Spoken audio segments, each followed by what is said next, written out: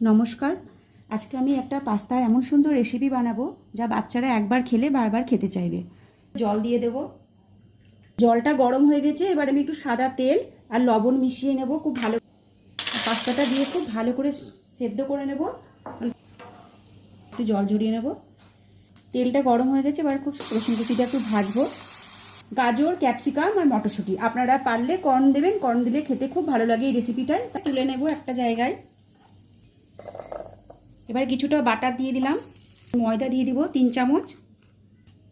এবার লিকুইড দুধটা দিয়ে দেবো, গোলমরিচের গুঁড়ো আর একটু চিলি ফ্লেক্স দিয়ে দেবো, ভেজে রাখা সবজিগুলো দিয়ে দেবো। এবারে আমি পাস্তাটাও দিয়ে দেবো। একটু অরিগানো পাউডার ছিটিয়ে দিলাম। বাচ্চাদের তো ভীষণ ভীষণ টেস্টি খাবার। ভিডিওটা ভালো লাগলে অবশ্যই লাইক, কমেন্ট, শেয়ার করবেন। আমাদের চ্যানেলটাকে সাবস্ক্রাইব করে আমাদের পাশে থাকবেন। আর অবশ্যই একবার কমেন্টে জানাবেন যে কেমন হয়েছে।